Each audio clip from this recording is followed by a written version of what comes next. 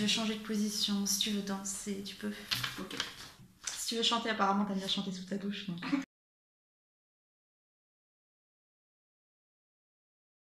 Alors, je dirais que je suis Esther Mombé, j'ai 34 ans, je suis une passionnée de la vie, j'aime beaucoup rendre service et quand j'ai une idée en tête, je ne lâche pas.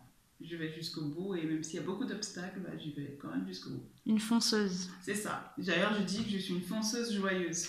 C'est beau.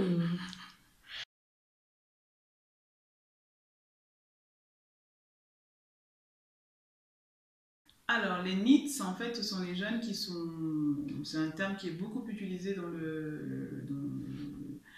tout ce qui est secteur de l'emploi, de l'insertion professionnelle. Donc, ça veut dire ni en emploi, ni en formation, ni en études. Donc, en fait, en gros, ce sont les jeunes qui ne sont repérés nulle part et qui, aujourd'hui, sont soit des décrocheurs scolaires, soit des jeunes qui sont repérés par aucune institution publique et du coup qui ne font pas partie de nos radars institutionnels et voilà, c'est des jeunes comme ça. Il y en a à peu près, si je ne me trompe pas, on en identifie quand même plus d'1,8 million aujourd'hui en France. Donc, notre objectif, en tout cas pour l'association Move On Jeunesse en Mouvement et particulièrement l'école dont on va parler tout à l'heure, c'est de pouvoir mettre en place un programme qui les remet sur les rails, mais qui leur donne aussi envie à nouveau de faire confiance à l'école, mais une école innovante qui prend en considération leur potentiel et leur donne envie d'aimer l'école.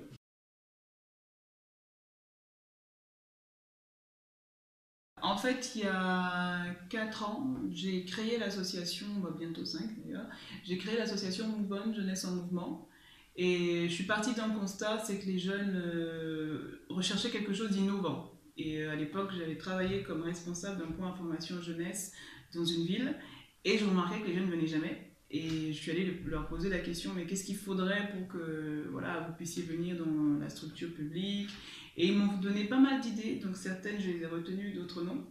Donc j'ai décidé de mettre en place un atelier qu'on appelle Masterclass. L'objectif pour nous était vraiment de donner des clés aux jeunes pour qu'ils puissent découvrir qui ils sont et qu'ils puissent se connaître davantage avant même de commencer à chercher une formation ou un emploi.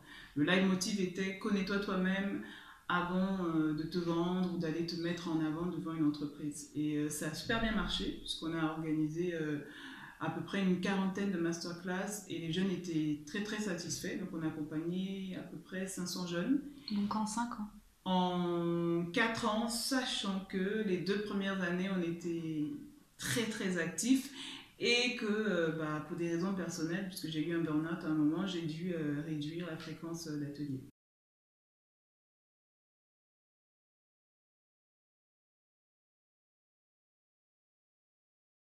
En fait, comme je vous ai dit, je suis une joyeuse fonceuse, avec tout ce que ça implique. Donc j'ai toujours fait un peu les choses, faut le dire, en excès. Donc j'ai pendant longtemps été investie dans une association où je me suis vraiment donnée à fond. Et à côté de ça, j'avais mon association et je travaillais aussi pour une ONG. Et j'ai multiplié comme ça pendant plusieurs années de nombreuses activités. Plusieurs casquettes. Voilà. Et en fait, en décembre 2016, j'ai fait un burn-out. Je ne savais même pas d'ailleurs ce que c'était. J'ai compris ce que c'était en le vivant. Et je suis vraiment passée par une phase qui était très très difficile.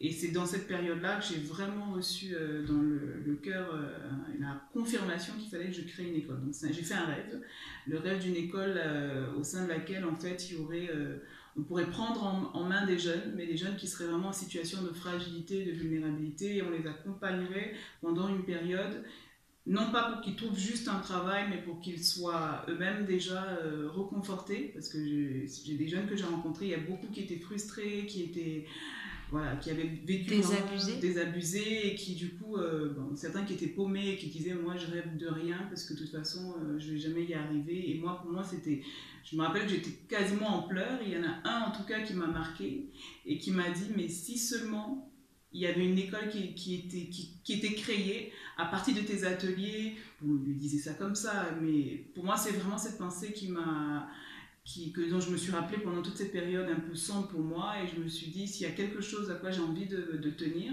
si je m'en sors de mon burn-out, ce sera vraiment de faire ça. Et ça a été pour moi un peu le coup de reboost pour me remonter, et je me suis dit, s'il fallait que je parte, parce que c'était vraiment, mon burn-out était suffisamment grave pour que je me dise, est-ce que je vais vraiment m'en sortir? Et je me suis appuyée sur ça en disant, si je m'en sors, vraiment, je vais créer cette école, et je vais tout mettre pour que les jeunes puissent vraiment avoir une école qui soit à la fois comme pas une seconde chance, parce que je parle du principe qu'on peut avoir plusieurs chances dans la vie, et certains pour eux ont peut-être déjà gâché la deuxième, la troisième, la quatrième, mais que cette école-là, ils soient eux-mêmes participants de sa construction. Donc c'est pour ça que j'ai décidé de co-construire l'école avec les jeunes, en leur disant aujourd'hui c'est quoi votre rêve. Et donc cette école, c'est une école qui est donc créée par les jeunes, pour les jeunes, avec l'ambition de leur donner le goût d'entreprendre leur vie. Ça s'appelle Move On School.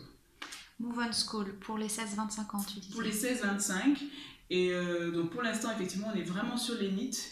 Et de plus en plus, on verra, parce que plusieurs jeunes nous ont dit, voilà, moi, je suis peut-être pas référencée comme NEET aujourd'hui, mais je réfléchis à l'éventualité de décrocher, alors que je suis lycéen et que je trouve pas vraiment que le système me convienne. Donc on est vraiment sur une alternative à ceux qui se retrouvent pas dans le système scolaire actuel. Voilà. De toute façon, comme l'instruction est obligatoire actuellement en France jusqu'à 16 ans, et que c'est une école qui n'est pas une école avec un programme qui suit le socle commun, tu récupères forcément les jeunes qui ont décroché ou qui veulent décrocher, mais à partir de ces 16 ans. Exactement. À partir du moment où l'instruction n'est plus obligatoire, pour leur offrir autre chose que la rue ou que rien. Voilà, du coup, c'est vraiment ça. Et justement, aussi, ce qui est important pour nous, c'est l'engagement de ces jeunes-là dans le parcours, parce qu'on a décidé d'avoir des promos de 12 jeunes, parce qu'on part du principe que notre formation est une formation personnalisée,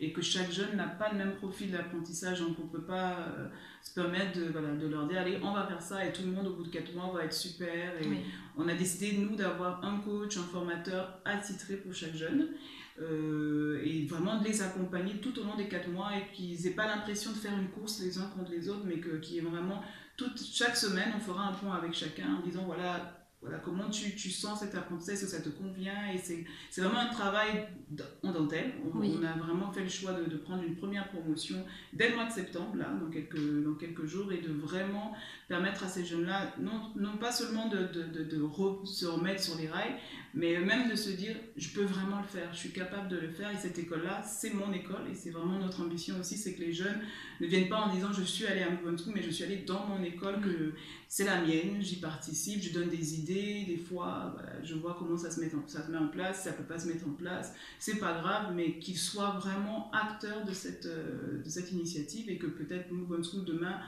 évolue avec eux. En tout cas, moi, mon rêve, c'est que certains parmi eux deviennent des prochains formateurs.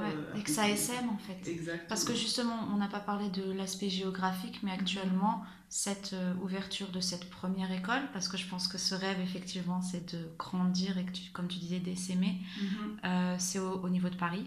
C'est ça. Aujourd'hui, on est à Paris, et c'est vrai qu'on a aujourd'hui le soutien de Est Ensemble, qui regroupe plusieurs villes du 93, qui nous soutient dans cette démarche. Donc on croit effectivement qu'en 2020, il y aura déjà un essaimage assez important, mais pour commencer, on va vraiment démarrer à Paris. Et l'objectif aussi, c'est en fonction aussi des besoins qui vont être exprimés au fur et à mesure, pour nous, c'est de former ces jeunes-là pour que certains parmi eux, susciter des vocations parmi eux, parce que je pense que quand on a contribué comme ça à la mise en place d'un programme comme celui-là, certains vont se rendre compte qu'effectivement, ils ont énormément de potentiel. Peut-être que certains aimeront transmettre et pourront être des vecteurs, des ambassadeurs pour les prochaines sessions, et montrer justement aux prochaines promotions que eux, ils y sont arrivés en 4 mois, ils ne pensaient pas être capables de quoi que ce soit, et là aujourd'hui, ils sont formateurs, et peut-être qu'à côté de ça, ils feront d'autres choses. Ça, c'est vraiment mon rêve. D'accord. Si on pouvait avoir des jeunes qui eux-mêmes deviennent des formateurs. Et si on pouvait avoir des gens qui ont des rêves aussi beaux. T'imagines, si tout le monde avait des rêves aussi beaux.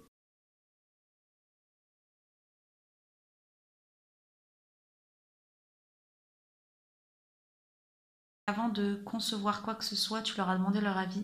C'est ça. Et quand tu m'en as parlé, ça m'a vachement émue, parce que tu disais qu'ils étaient juste hyper émus eux-mêmes, qu'on tienne compte de leur avis, qu'on leur pose des questions, qu'on leur demande ce qu'eux en pensent, parce qu'ils sont tellement tout le temps ignorés. Et c'est vrai que la politique, les choses comme ça, même le système éducatif, il conçoit des choses dans la globalité, mais il ne tient pas compte de l'individu.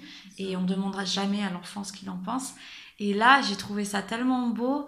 Est-ce que tu peux nous dire justement, eux, comment, ce qu'ils t'ont exprimé? Pour moi, c'est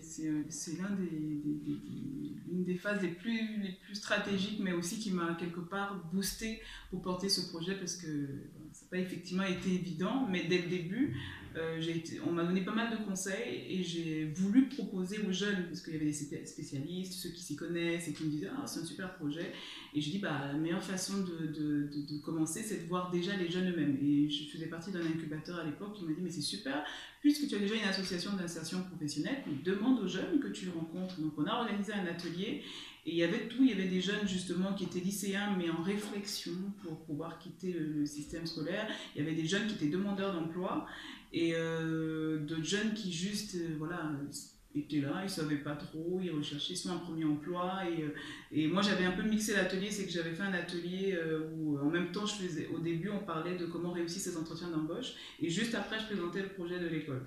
Donc, et à un moment j'ai dit ok, pour vous c'est quoi l'école de vos rêves, elle serait comment, qu'est-ce qu'on y ferait, et j'ai remarqué que justement c'est ceux qu'on considère un peu comme jeunes des quartiers, jeunes difficiles, qui étaient les plus enthousiastes. Ils avaient plein d'idées. On disait mais dis donc, ils disaient alors nous on voit une école innovante, une école au sein de laquelle vraiment on pourrait participer, il y aurait des débats, il y aurait vraiment, je sais pas, on pourrait danser, il y aurait vraiment beaucoup de joie, il y aurait, donc tu parlais des profs motivants, c'est eux qui m'ont dit on aimerait avoir des profs comme toi.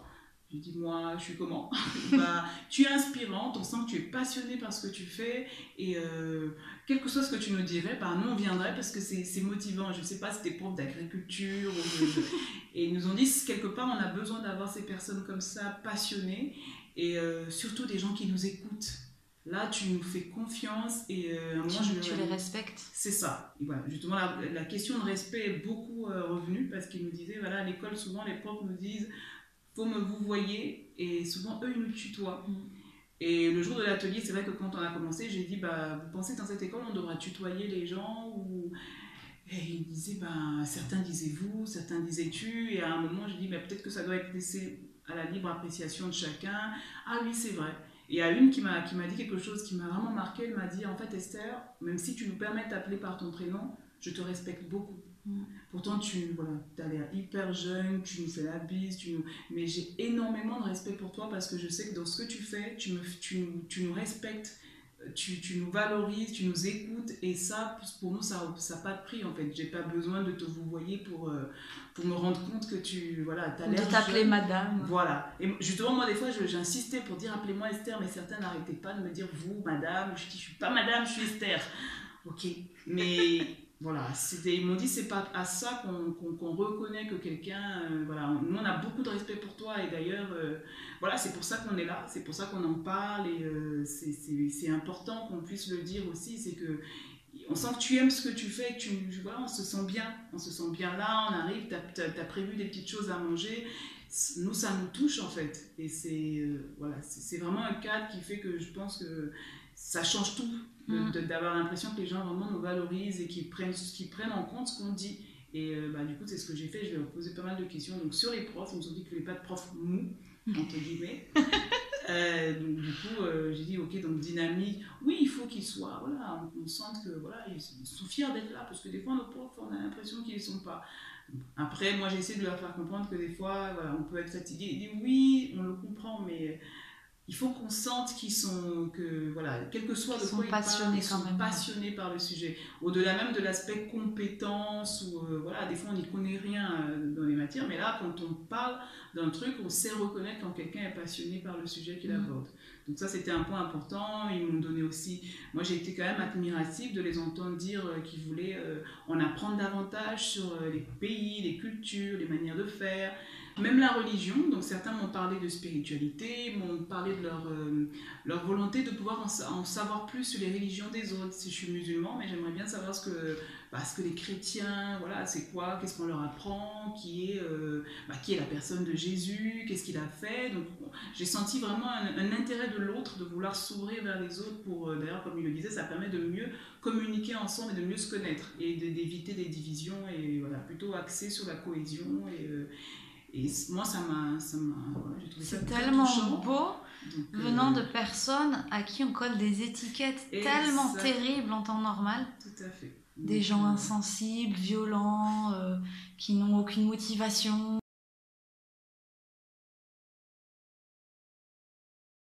Alors, donc aujourd'hui, c'est vrai que dans l'équipe, on a une jeune qui est restée avec nous pendant près de 2 ans.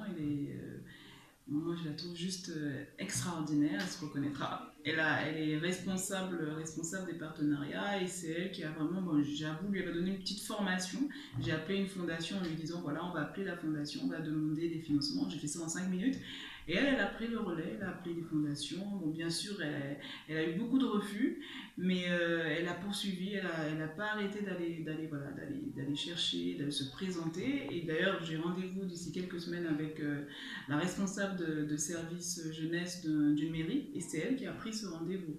Moi, je trouve ça juste extra. Donc, d'avoir une jeune comme ça, elle me disait, j'ai jamais fait ça avant. Et je lui dis, mais je t'ai présenté le truc en 5 minutes. Moi, à 17 ans, je pense pas que j'aurais pu faire un truc comme ça. Et voilà, elle participait à tout. Elle participait à l'animation d'ateliers. À un moment même, c'est elle qui animait les réunions de travail avec des professionnels. Et j'ai vraiment vu au-delà d'un engagement juste pour le projet, elle portait vraiment ce projet à bras le corps en fait. Et aujourd'hui, elle a plein de projets aussi qu'elle a envie de mettre en place. Et elle me disait, elle m'a écrit un mot qui était tellement émouvant en me disant à quel point son engagement lui avait apporté tellement. En termes de confiance en soi, mais aussi d'échange humain avec quelqu'un qu'elle avait pas, s'est découverte elle-même, mais qu'elle a aussi découvert des gens formidables. Et que, voilà, moi, c'est des choses comme ça où je lui dis toujours, tu étais la première élève de l'école. Et c'est elle qui m'a donné envie de continuer, même des moments où moi je commençais un peu à douter, à me dire est-ce que ce projet va vraiment y arriver. Elle me voyait des textos, toujours appropriés, au bon moment, en me disant Esther, t'abandonnes pas, on va y aller. Hein. Et je lui disais, mais qu'est-ce que je ferais? Moi, je l'avais surnommée sur le rayon de soleil de l'école. Donc, du coup, je crois et j'espère que les promotions à venir pourront la voir et qu'elle pourra donner son témoignage et qui sait, peut-être être formatrice au sein de l'école. Ce serait super pour eux. Voilà. Et bon, après, nous, c'est un peu ça le principe de Move On School, c'est qu'on participe tous aux tâches ménagères, on partage les repas. Donc, l'idée, c'est aussi que les jeunes, on essaie d'avoir des financements pour pouvoir avoir des repas qui soient pris en charge par une structure, mais si ce n'est pas le cas, en fait, chacun ramènera ce qu'il a pour qu'on puisse déjeuner ensemble. On a une entrepreneuse sociale qui nous a déjà fait des repas très bio, et c'est quelqu'un qui est très très ancré sur tout ce qui est environnemental, et on lui a déjà proposé de nous faire un repas bio, c'était super. Donc on espère aussi qu'elle puisse faire des ateliers cuisine avec les jeunes, leur donner envie de manger sain. Et voilà, donc c'est un peu on leur a déjà dit, hein, de toute façon on range tout dans l'école, et le soir on fait le ménage tous ensemble. C'est notre école, donc on en prend soin, et chacun y passe, qu'on soit directeur, formateur, élève. Donc c'est notre école à tous. Le respect mutuel. On part du principe que voilà, on prend soin de notre maison, comme à la maison. Donc chacun prend soin de quelque chose et fait quelque chose. Et c'est quelque chose qui pour nous est vraiment, vraiment primordial pour les gens. Et ça, ils l'ont bien accepté. Ils l'ont accepté, et d'ailleurs ils trouvent ça marrant. Là on va lancer les inscriptions en septembre. D'ailleurs ça fait partie des critères. C'est-à-dire on va dire aux jeunes, voilà, vous trouvez que l'école est géniale, c'est super. Mais ça vous dirait quoi d'être dans une école où vous participez aux tâches ménagères? C'est quand même une véritable vie en communauté. Et c'est pas je suis là et j'attends qu'on vienne me servir. Donc il y aura vraiment cet esprit de service. Et vraiment c'est comme ça que nous on fonctionne à Move On. On n'est pas là pour être servi, on est là au service des autres. Donc les formateurs ont cette instruction-là, mais c'est aussi un mot d'ordre pour les jeunes, qu'ils aient pas un engagement. C'est un engagement. Ils engagent vraiment à pas venir de manière... Bon, ils viennent déjà pour eux-mêmes, c'est vrai, mais on va tout le temps les solliciter, puisque nous, on travaille vraiment sur les soft skills, donc sur le savoir-être. Et on part du principe que la meilleure manière de travailler soft skills, c'est de passer à l'action tout de suite, en fait. Donc, ils vont assez souvent être sollicités sur du travail d'équipe, sur leur capacité aussi, d'ailleurs, même pour les sélectionner, puisqu'on sélectionne les 12 jeunes qui viendront, qui participeront à la première promotion. Bah, ils auront des exercices pour voir comment ils sont en fait en groupe et comment...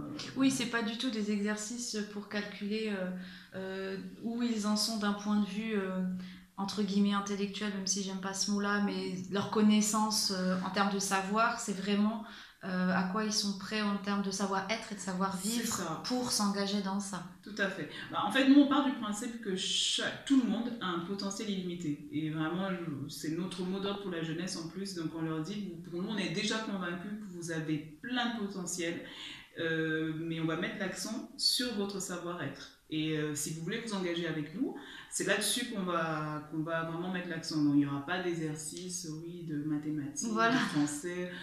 Je ne vais pas dire que c'est pas important, c'est important parce qu'on va travailler là-dessus, mais pour nous, c'est pas crucial en fait. Et d'ailleurs, aujourd'hui, les entreprises même nous le prouvent. Hein. Elles nous disent aujourd'hui qu'aujourd'hui, c'est de plus en plus difficile d'avoir des personnes qui sont flexibles, qui ont un certain sens de la créativité, sur lesquelles on peut compter. Donc, tout renvoie au savoir-être. Et c'est là-dessus que nous, on travaille principalement. Sachant qu'effectivement, comme on fait pas mal d'exercices où des fois, ils vont être amenés à écrire, vont être amenés à réfléchir. Donc, du coup, on travaillera également le côté orthographe, grammaire et capacité aussi à s'exprimer en public. À l'oral, voilà. Mais l'angle d'attaque, pour nous, c'est d'abord le savoir-être. Voilà. Et l'école permettra de révéler le potentiel qu'ils ont et de les aider à trouver quels sont... les trésors qu'ils ont en eux, plutôt que d'essayer de les faire rentrer dans quelque chose. On part d'eux pour aller... C'est exactement ça. En fait, on part d'eux pour justement d'ailleurs définir. Donc, sur les 4 mois, on s'est dit le premier module du mois, c'est vraiment, on commence avec à la découverte de toi-même. Donc, l'idée, c'est vraiment déjà de partir du jeune. Et nous, on est très, très axé sur l'aspect accompagnement spirituel, parce qu'on part du principe qu'on va de l'intérieur vers l'extérieur. Donc, on parle beaucoup d'eux, on parle de leurs valeurs, on parle de ce qui est important pour eux. Et petit à petit, en fait, on va même analyser leur relation avec les autres, comment aujourd'hui ils l'envisagent, qu'est-ce qui pour eux est bloquant, qu'est-ce qui ne va pas. Et à partir du 3e, 4e mois, là pour nous, on est vraiment sur une logique maintenant de ok, quel est le projet professionnel qui pourrait correspondre à tout ce qu'on s'est dit pendant ces 2 premiers mois. Donc ça ne peut pas être un truc où on va les mettre quelque part, et tiens, tu es peut-être agriculteur, c'est eux-mêmes quelque part qui vont petit à petit pointer du doigt et choisir, ah tiens, ça, tel métier, ça peut peut-être m'intéresser. Et donc à partir du 3e mois, on va un tout petit peu les pousser en disant, ok, si c'est celui-là, qu'est-ce que tu peux mettre en œuvre comme plan d'action pour justement vérifier que tu es fait pour être, je ne sais pas, musicien ou banquier, j'en sais rien, mais du coup, ce sera à eux-mêmes de faire la démarche et de tester. Les rendre autonomes. C'est ça, c'est vraiment notre point de... Voilà, on aimerait que pendant ces 4 mois-là, ils puissent être accompagnés de manière intensive, et c'est ça le but. Après, on n'est pas là tous les jours. On a 3 jours et demi de cours par semaine, donc lundi, mardi, mercredi. Jeudi matin, c'est plutôt un moment que nous on appelle School Council, où en fait, on fait une sorte de bilan de la semaine, en leur disant, voilà, on a vu ça. Qui se sent bien et qui sent qu'il a peut-être besoin de plus approfondir sur tel ou tel point, et est-ce qu'il y a besoin d'un accompagnement plutôt personnalisé. Donc, à chaque fois, on adapte et aussi on est flexible en fonction de leur retour en fait. Et donc, sachant que le jeudi matin, quand on se retrouve, c'est toute l'équipe pédagogique avec les jeunes qui sont conviés.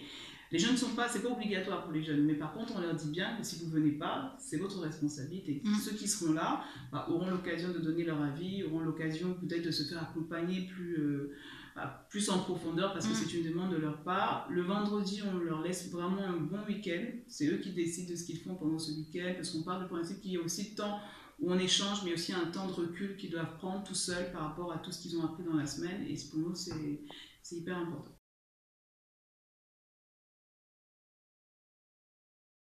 Alors, pour l'instant, en fait, on est parti... pour 2019, déjà, moi j'avais de grandes ambitions.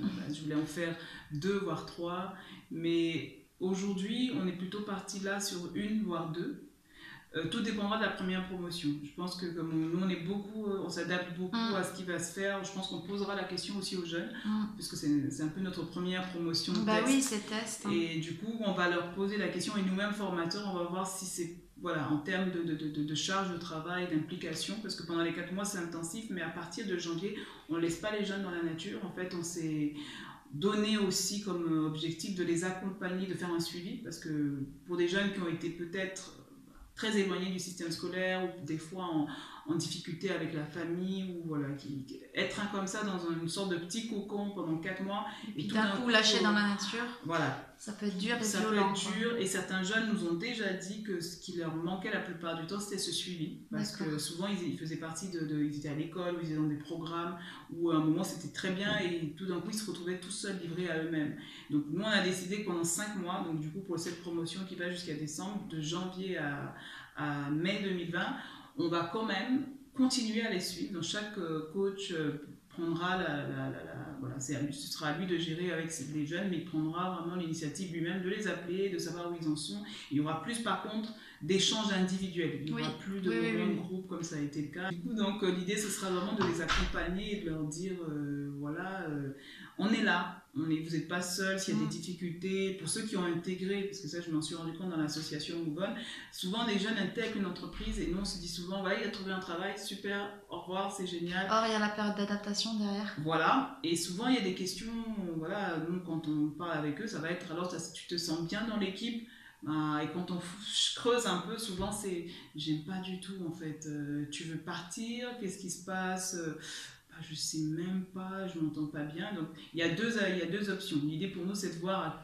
voilà, déjà son bien-être, au-delà du fait qu'ils soient en CDD ou CDI, c'est pas pour nous le plus important. Parce que l'idée c'est pas de le mettre dans une entreprise que 3 jours après il est démissionné et qu'il se fasse virer, c'est pas trop l'objectif. C'est de leur dire tu as intégré, mais comment tu maintiens. Et certains par exemple découvrent que finalement ils sont pas faits pour être salariés et que peut-être c'est l'entrepreneuriat dans lequel ils devraient s'engager. Et du coup on les aide un peu comme ça à s'adapter dans la structure. Donc on peut être amené à refaire des ateliers en fonction de ça, puisque du coup on a l'école, mais on continue à proposer quand même des ateliers ponctuels. Donc si on se rend compte que plusieurs de nos jeunes se sont dans l'entreprise mais ne s'entendent pas trop bien, ils ne savent pas trop gérer leurs relations au sein de la structure, on peut mettre en place un atelier, comment gérer ces relations, justement pour toujours apporter un plus à leur accompagnement en fait, et en fonction de comment ça se passe, s'il faut changer, du coup les aider dans la démarche. Donc on est vraiment parti pour l'instant sur 2 promotions par an. Mais la première promotion sera décisive. En fonction, si on voit que c'est vraiment une charge de travail assez conséquente, on restera sur une pour vraiment faire un travail de qualité uniquement de septembre à décembre. Mais pour l'instant, on prévoit quand même d'en faire peut-être une deuxième s'il y a beaucoup d'inscrits et que tout le monde nous dit mais moi aussi j'aimerais participer. Du coup, il y en aurait peut-être une deuxième de février à mai. D'accord.